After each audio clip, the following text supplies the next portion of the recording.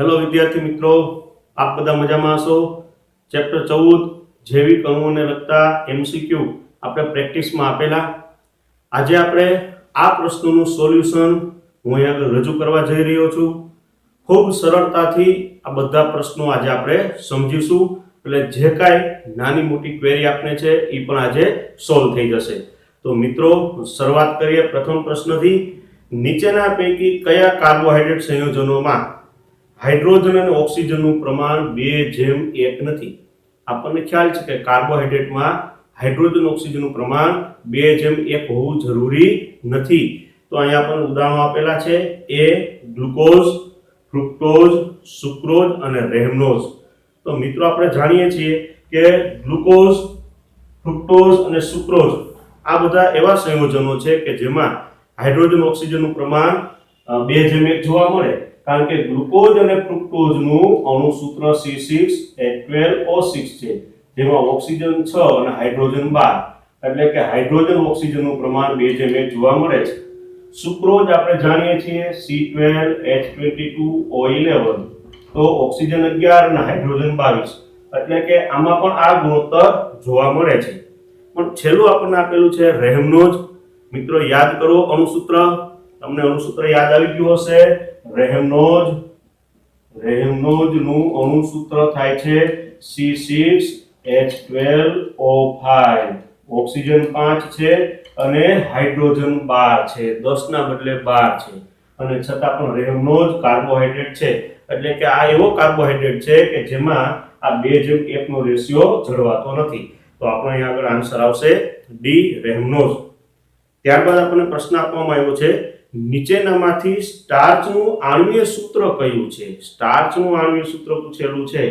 તો મિત્રો સ્ટાર્ચ એ આપણને ખ્યાલ છે કે વિરાટ અણુ છે, પોલિમર પ્રકારનો પદાર્થ છે, એટલે અહીંયા તમને જે ઓપ્શન આપેલા છે જેમાં સી અને ડી એવા વિકલ્પો છે કે જેમાં એન એટલે કે વિરાટ અણુઓની શૃંખલા એવું દર્શાવેલું છે, એટલે અહીં આન્સર સી અથવા ડી આવશે।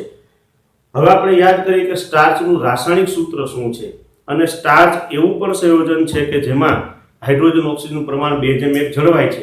આપણે જોઈએ કે કઈ રીતે એનું અણુસૂત્ર આપણને મળે છે। તો C6H10O5, C6H10O5 આવા અસંખ્ય એકમો અનેક વાર જોડાય એટલે સ્ટાર્ચ બને। આપણને ખબર છે એનો રિપીટિંગ યુનિટ છે, એનો આવર્તનીય એકમ છે, અનેક એકમો છે C6H10O5 જોડાશે ત્યારે સ્ટાર્ચ બને છે। તો અહીં આગળ સાચું રાસાયણિક સૂત્ર છે C6H10O5। હું એને આમ પણ રજૂ કરી શકું, H2O 5 ટાઈમ્સ અને N 5 × 2 એટલે 10 હાઇડ્રોજન અને ઓક્સિજન 5, એટલે કે આ બંને અણુસૂત્રો સમાન છે।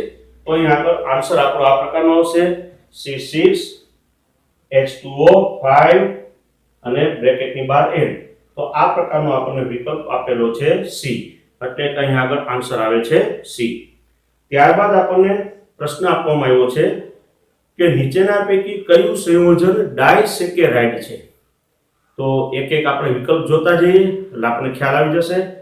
એ સ્ટાર્ચ, સ્ટાર્ચ છે આપણને ખ્યાલ છે કે પોલિસેકેરાઇડ છે, હમણાં જ આપણે વાત થઈ અસંખ્ય અણુ જોડાઈને બને છે, એટલે કે તેના જળ વિભાજનથી અસંખ્ય મોનોસેકેરાઇડ મળી શકે, એટલે સ્ટાર્ચ છે એ ડાયસેકેરાઇડ નથી। સેલ્યુલોઝ આ પણ પોલિસેકેરાઇડ છે, એટલે વિકલ્પ બી પણ આન્સરમાં આવશે નહીં। ફ્રુક્ટોઝ છે મિત્રો મોનોસેકેરાઇડ છે, અને સુક્રોઝ છે તે ડાયસેકેરાઇડ છે, એટલે કે અહીં આગળ આન્સર આવશે ડી, સુક્રોઝ। નેક્સ્ટ ક્વેશ્ચન જોઈએ, નીચેનામાંથી કયું સંયોજન શર્કરા ન કહી શકાય, એટલે કે બિન શર્કરા છે અથવા તો અશર્કરા છે, નોન સુગર કયું છે?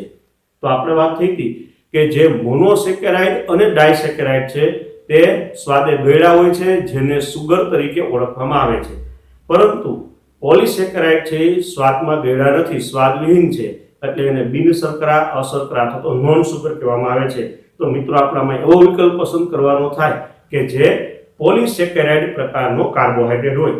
તો સ્ટેચિયોઝ ટેટ્રાસેકેરાઇડ છે, વિકલ્પ બી સેલ્યુલોઝ એ પોલિસેકેરાઇડ છે, જે આપણો આન્સર થશે. સી સેલોબાયોઝ આ ડાયસેકેરાઇડ છે, અને રેફિનોઝ આ ટ્રાયસેકેરાઇડ છે. એટલે કે અહીંયા આગળ આપણો આન્સર આવશે બી. ત્યારબાદનો પ્રશ્ન જોઈએ. કાર્બોહાઈડ્રેટમાં કયા બે ક્રિયાશીલ સમૂહ જોવા મળે છે? તમને વિકલ્પ એમાં OH અને COOH આપેલા છે, જે શક્ય નથી. બી CHO અને COOH એ પણ ના આવે.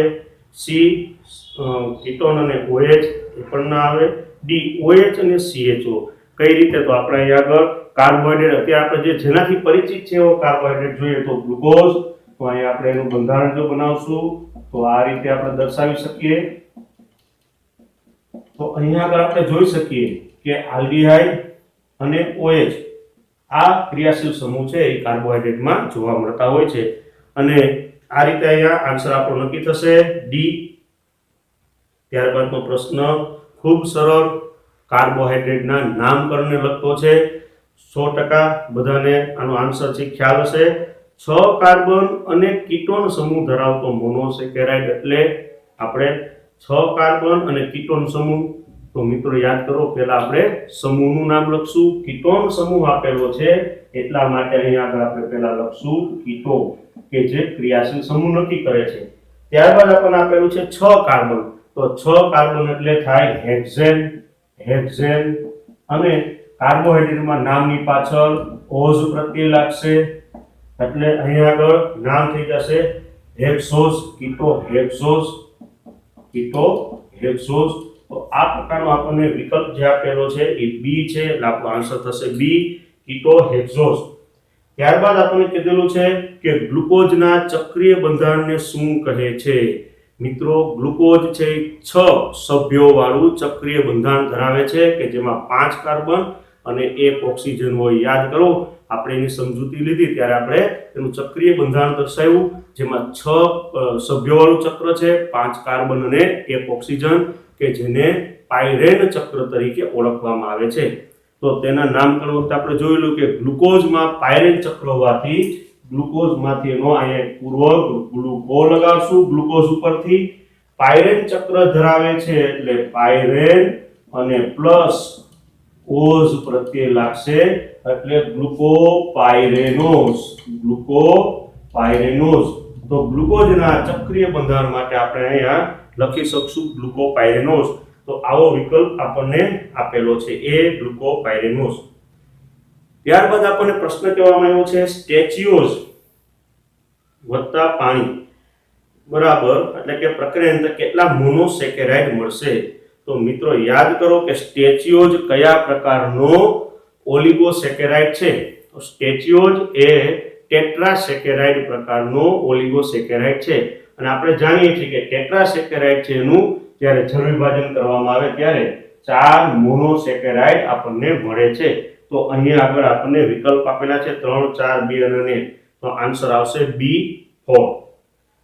ત્યારબાદ જોઈએ તો કાર્બોહાઈડ્રેટ કે જેનું વધુ જળ વિભાજન થઈ અને વધુ સાદા સ્વરૂપમાં રૂપાંતરિત ન થઈ શકે તે કયો પદાર્થ છે?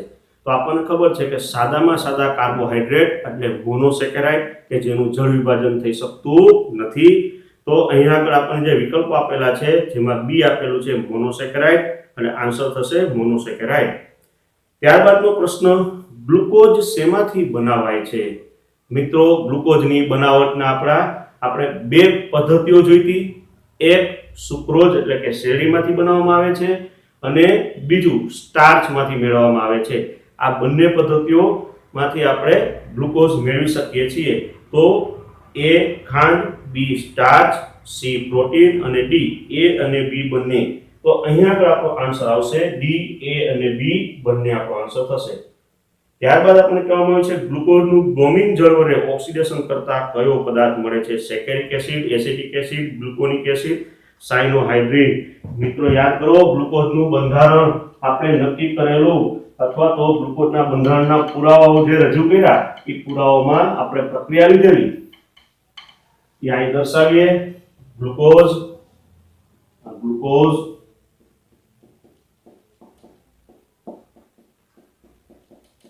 અને તેની પ્રક્રિયા બ્રોમિન જળ સાથે કરવામાં આવે છે. તો આપણને ખ્યાલ છે કે આલ્ડીહાઇડનું ઓક્સિડેશન થશે અને COOH બને છે. તો હવે અહીંયા આપણને જે સંયોજન પ્રાપ્ત થયું તેને ગ્લુકોનિક એસિડના નામે ઓળખવામાં આવે છે. ગ્લુકોનિક એસિડ. તો અહીંયા આગળ આપણો આન્સર આવશે ગ્લુકોનિક એસિડ. જ્યાં વિકલ્પમાં આપણને આપવામાં આવ્યું છે સી ગ્લુકોનિક એસિડ. ત્યારબાદ લાસ્ટ ક્વેશ્ચન, ગ્લુકોઝની પ્રક્રિયા શેની સાથે કરતા પેન્ટા એસિટાઇલ ગ્લુકોઝ મળે છે? અહીં આગળ આપણને આપેલું છે CH3CO twice O, CH3COO 3 times O, HNO3 અને વ્યુત્પન્ન બનશે ને એટલે કે પ્રક્રિયા શક્ય નથી. તો આપણે જાણીએ છીએ કે આ જે ગ્લુકોઝ છે CHO CHOH 4 time CH2OH કે જેની પ્રક્રિયા એસિટિક એનહાઇડ્રાઇડ સાથે કરવામાં આવે. એસિટિક એનહાઇડ્રાઇડ એટલે આપણે એને આ રીતે દર્શાવીએ છીએ, આપણને ખ્યાલ છે. આ એસિટિક એનહાઇડ્રાઇડ કે જેના 5 અણુઓ સાથે આપણે પ્રક્રિયા દર્શાવી હતી. હવે અહીંયા આગળ આપણે પ્રક્રિયા કરશું એટલે આપણે જોયું હતું કે આ H અને એસિટિક એનહાઇડ્રાઇડનો આ ભાગ CH3COO અને H જોડાઈ જાય એસિડ રૂપે દૂર થઈ જશે અને બાકીનો ભાગ જોડાઈ જશે એટલે આપણને અહીં આ રીતે પ્રાપ્ત થાય છે. આ CH, ત્યારબાદ O, ત્યારબાદ હવે આ ભાગ દૂર થઈ ગયો છે તો સીધું કનેક્ટ આની સાથે થશે, આ ભાગ થશે તો C double bond O, C double bond O, CH3. આપણે એક અણુની પ્રક્રિયા દર્શાવી. આવા અહીં આગળ 4 અણુ છે, આપણે 4 ટાઈમ કરશું. ત્યારબાદ અહીં જોઈએ તો CH2O, CH2O. હવે આપણે સમજી શકીએ આ H અને આ ભાગ દૂર થશે એટલે કે એસિટિક એસિડના 5 અણુઓ છે એ દૂર થઈ જાય છે અને CH2 અને આ O અહીં દર્શાવેલો છે જેની સાથે આ ભાગ કનેક્ટ થશે એટલે C double bond O, CH3. તો અહીં આપણે જોઈ શકીએ કે પેન્ટા એસિટાઇલ વ્યુત્પન્ન મળે છે કે જેને ગ્લુકોઝ પેન્ટા એસિટાઇલ આવા નામથી ઓળખવામાં આવે છે. તો અહીં આગળ આપણને વિકલ્પ આપેલા છે કે ગ્લુકોઝની પ્રક્રિયા શેની સાથે કરતા પેન્ટા એસિટાઇલ મળે છે? તો CH3CO twice O. આનું હું સૂત્ર રૂપે રજૂ કરું તો